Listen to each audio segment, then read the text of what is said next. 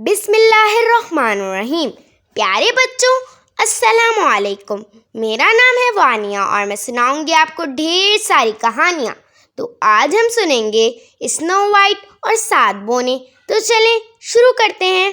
तो बच्चों, ये कहानी है एक बहुत ही खूबसूरत लड़की की, जिसका रंग बर्फ़ की तरह सफ़ेद था और होंठ गुलाब की तरह गुलाबी और बाल काली घटाओं जैसे, और इसका नाम था स्नो वाइट।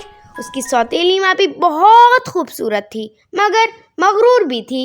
वो एक खतरनाक जादूगरनी थी। वो रोज अपने जादुई आईने से पूछती, बोल आईने बोल, सबसे खूबसूरत कौन? और आईना कहता, सबसे खूबसूरत आप ही हो रानी। मगर एक दिन आईने ने जवाब दिया कि सबसे खूबसूरत आप ही हो रानी, मगर आपसे भी खूबसूरत स्नो वाइट है रानी। ये सुनकर रानी गुस्से में आग बगोला हो गई और स्नो वाइट से नफरत करने लगी। एक दिन रानी ने अपने सिपाही को हुक्म दिया कि स्नो वाइट को कहीं दूर जंगल में ले जाओ और इसे मार डालो। मगर सिपाही को स्नो वाइट पर बहुत तरस आया और उसने स्नो वाइट को जंगल में छोड़ दिया। स्नो वाइट जंगल में परेशान घूम रही थी कि अचानक से इसको एक अजीब सा घर दिखाई दिया।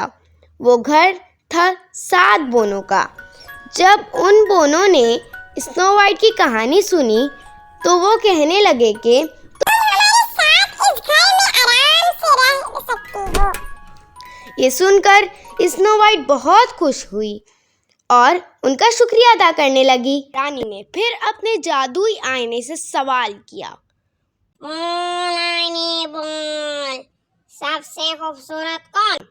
तो आईने ने जवाब दिया, सबसे खूबसूरत आप ही हो रानी, मगर आपसे भी खूबसूरत स्नो वाइट है, जो जंगल में काटे दिन रात 7 बोनों के साथ। ये सुनकर रानी गुस्से में आग बगोला हो गई। उसने फैसला किया कि वो खुद जंगल में जाकर स्नो वाइट को मार डालेगी। उसने अपने आप को एक सेब बेचने वाली बुढ़िया में बदला और एक टोकरी में जहरीले सेब भर लिए और वो बोनों के घर गई। उसने दरवाजे पर दस्तक दी और उसने रूखे अंदाज में कहा, प्यारी बेटी, क्या तुम ये मजेदार सेब खाना पसंद करोगी? ये बहुत ही मीठे हैं। स्नो वाइट ने अजनबी औरत की आवाज़ सुनकर दरवाज़ा नहीं खोला, मगर जादूगरनी ने हार नहीं मानी और स्नो वाइट को लालच देती रही, ताज़ा, बड़े और लाल सेबों की। स्नो वाइट खुद को रोक नहीं सकी और जैसे ही उसने सेब खाया वो बेहोश होकर ज़मीन पर गिर गई और चालाक जादूगरनी खुश होकर वहाँ से चली गई। हा हा हा हा। जब बोने वापस आए तो वो स्नो वाइट को बेहोश देखकर बहुत परेशान हो गए। बोनों ने उसे एक शीशे के ताबूत में रखा और बहुत रोने लगे। तभी एक शहजादा वहां से गुजर रहा था। जब उसने स्नो वाइट को देखा और उसकी कहानी सुनी तो शहजादे को उस पर बहुत तरस आया और उसने उसके हाथ पर चूम लिया तो जहर का असर खत्म हो गया और स्नो वाइट होश में आ गई। ये देखकर सब बोने बहुत खुश हुए और खुशी से नाचने गाने लगे। स्नो वाइट और शहजादे ने शादी कर ली और वो दोनों दूर शहर में जाकर हंसी खुशी रहने लगे।